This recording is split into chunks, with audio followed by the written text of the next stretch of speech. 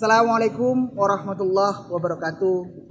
Kami senang dan bahagia berjumpa kembali dengan pemirsa Bincang Pengawasan. Yang di hari yang penuh berkah ini kita kedatangan tamu yang sangat spesial, yaitu Dr. Kiai Haji Khalilur Rahman, Kasubag Inspektorat Wilayah 2.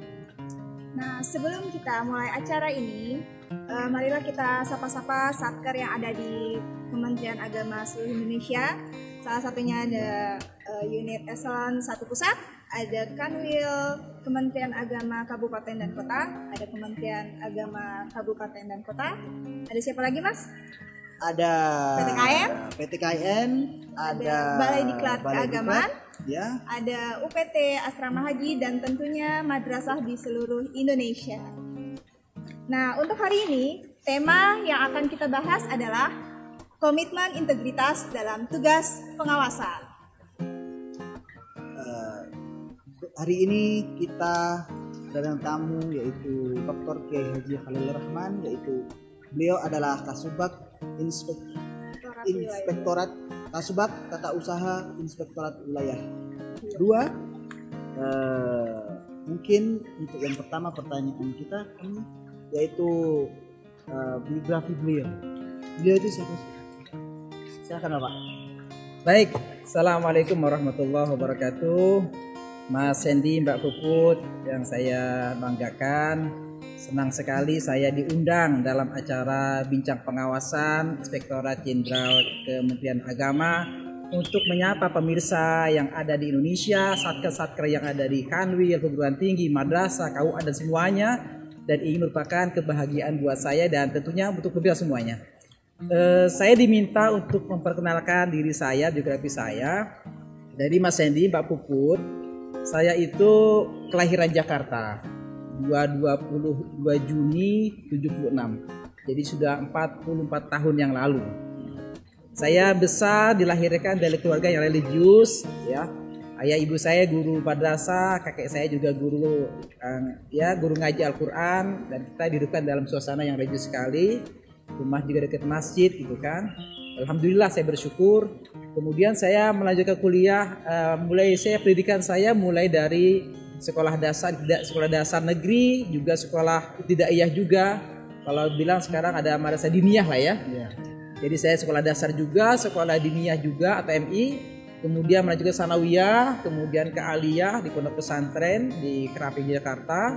Kemudian melanjutkan kuliah S1 saya di IAIN Sunan Kalijaga yang sekarang sudah menjadi Universitas Islam Negeri Sunan Kalijaga.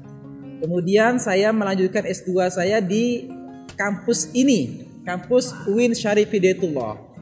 Dan alhamdulillah nampak tilas. Ya, jadi nampak tilas. Tapi suasananya tidak seperti ini. Ini sudah luar biasa. Ini agak lebih indah lah. Dulu masih agak sedikit gersang, tapi sekarang udah banyak tumbuhannya udah lebih besar dan lebih rindang seperti itu, suasana sejuk gitu kan. Kemudian ketika saya jadi pegawai, saya mendapatkan kesempatan untuk kuliah S3 di Universitas Negeri Jakarta UNJ untuk mengambil S3 di program Media Pendidikan. Jadi alhamdulillah saya mendapatkan bantuan beasiswa dari Kementerian Agama untuk sampai S3. Itu saya kira gambaran biografi saya, Mas Sandy, Mbak Puput. Ada lagi yang lain? Sudah cukup ya? Bisa kita lanjutkan untuk yang lainnya. Mungkin ini Pak. Langsung ke tema pembahasan kita. Ya silakan.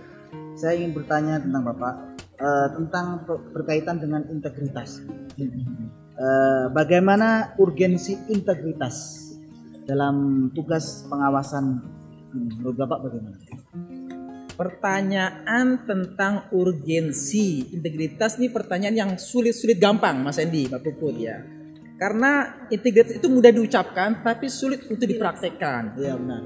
Dan kalau ditanya urgensi integritas, saya akan bercerita dulu menjelaskan tentang integritas itu sendiri ya.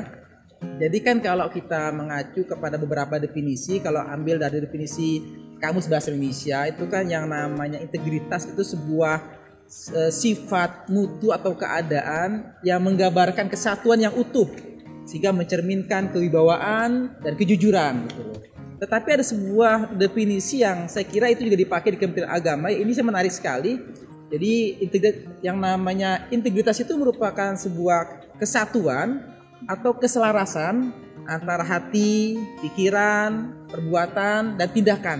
Dan saya kira ini pas untuk diterapkan oleh ASN Kementerian Agama. Jadi ada kesatuan, keselarasan antara hati, kemudian pikiran, ucapan, perbuatan, dan tindakan, yaitu mencerminkan dan melahirkan sebuah kewibawaan dan kepercayaan atau trusted, di mana kita hidup di zaman yang kepercayaan sudah pudar, nilai-nilai kejujuran juga sudah mulai pudar. Nah, kalau kita bicara tentang urgensi tentang integritas, sangat penting sekali di era di zaman yang saat ini memang di mana kejujuran sudah mahal harganya.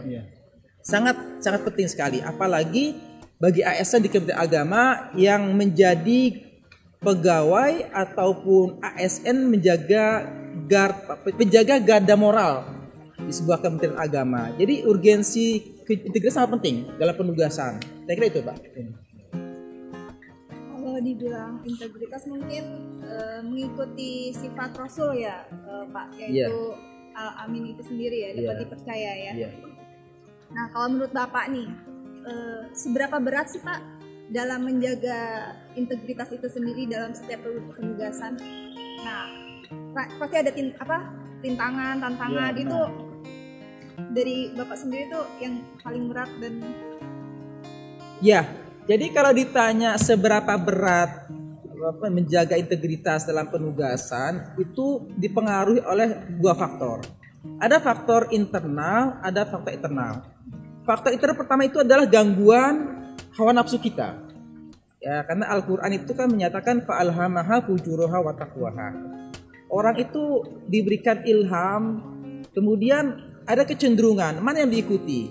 Apakah yang baiknya ya, yang takwaha yang takwa kepada Allah, atau yang fujur, yang mengarah kepada kesesatan, penyimpangan, ke arah kejahatan. Ini tantangan kita. Jadi tantangan yang pertama internal dari diri kita sendiri. Bisa nggak kita mengendalikan jiwa kita kalau kita itu punya integritas? Jangan sampai ada bisikan-bisikan hawa nafsu kita, kemudian kita diarahkan untuk menyimpang, gitu. Karena kegodaan internal kita sangat berat sekali. Bisa nggak kita menguasai jiwa kita, diri kita, jangan sampai kita mau dibisikin oleh jiwa kita untuk menyimpang.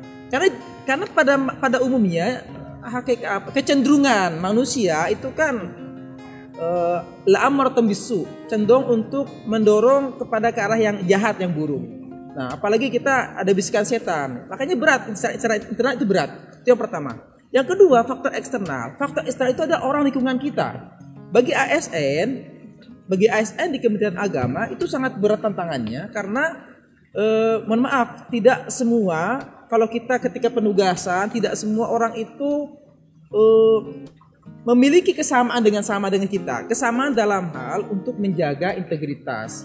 Karena ketika kita mencoba menjaga integritas, itu kadang-kadang ada pihak-pihak eksternal kita, sesama pegawai ASN Kementerian Agama itu mencoba untuk membujuk kita supaya kita keluar dari integritas.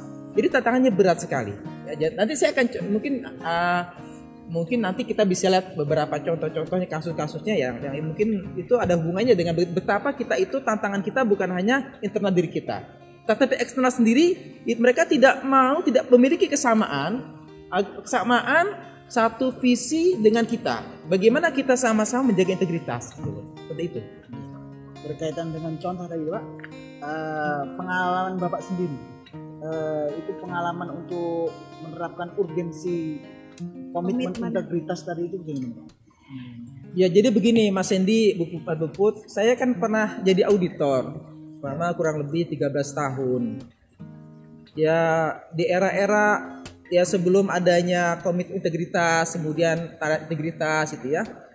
Itu dalam penugasan itu kan kita ketika auditor kan sudah mendapatkan uang biaya hotel, kemudian uang harian, ya, masuk uang tiket pesawat, itu uang hotel. Ini kan kadang-kadang, mohon maaf, itu kalau kita tidak punya integritas, ketika di hotel zaman dulu itu kan tidak seperti ini, bukan at cost, dulu kan masih lamsam istilahnya. Jadi kita dikasih uang sekian juta, ya nanti pokoknya setelah kalau seandainya sudah habis ya pokoknya itu dikasih segitu. Ya kalau sekarang kan at cost, jadi kalau seandainya kita kurang bisa dibayar berdasarkan kebutuhan realnya. Nah dulu ketika kita masih lamsam seperti itu, kan terkadang itu hotel itu kan, apalagi zaman dulu kan hotel tidak banyak seperti banyak sekarang. Hotel masih itu manual ya, Pak? masih manual juga, belum print out juga. Jadi bisa saja kalau kita tidak punya integritas itu, yang sebenarnya biaya hotel itu cuma katakanlah 300.000, kita bisa aja membuatnya minta 500.000 gitu kan, supaya dipertanggungjawabkan gitu loh.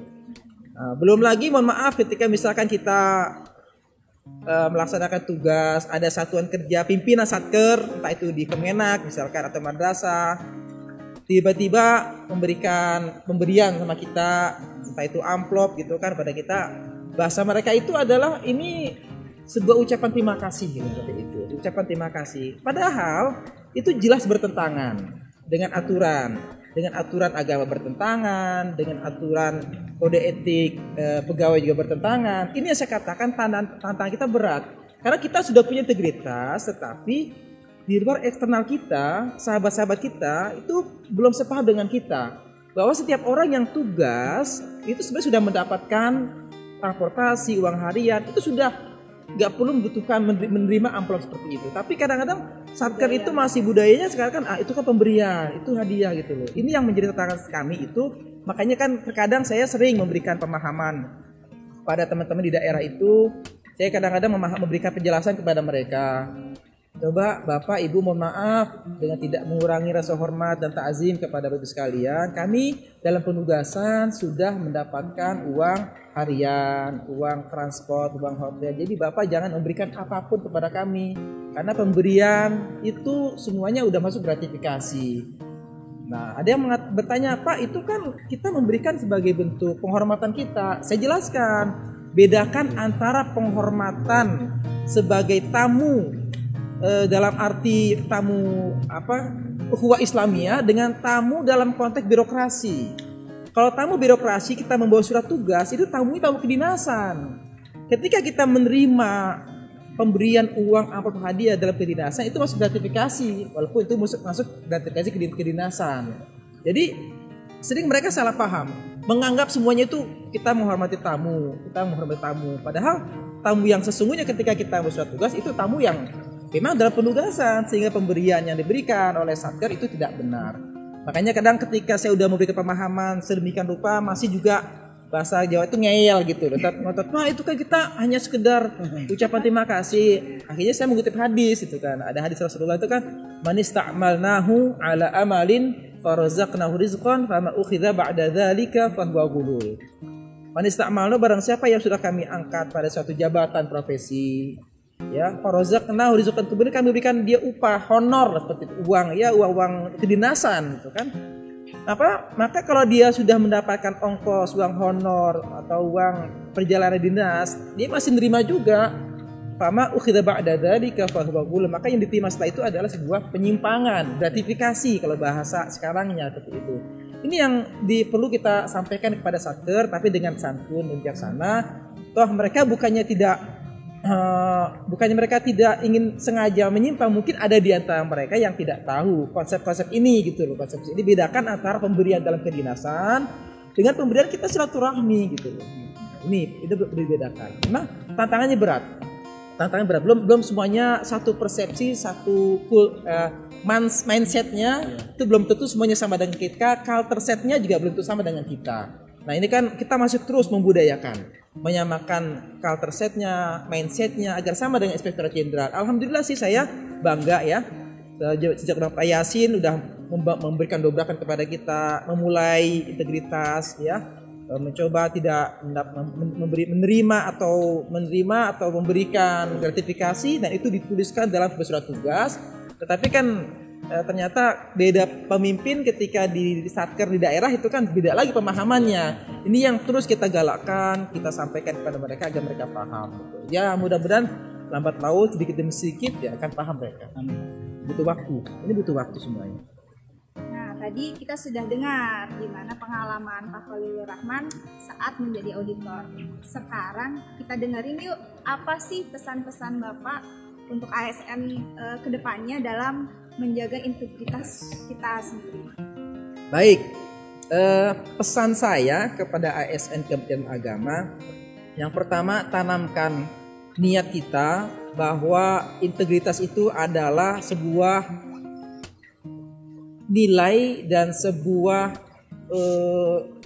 sifat yang harus dimiliki oleh ASN, dan ini sifat mulia, sifat yang dimiliki oleh baginda Rasulullah SAW. Kalau kita punya integritas, kita memiliki sifat integritas, maka insya Allah apa yang kita lakukan itu mendapatkan bimbingan Allah. Apa yang kita dapatkan berkah semuanya.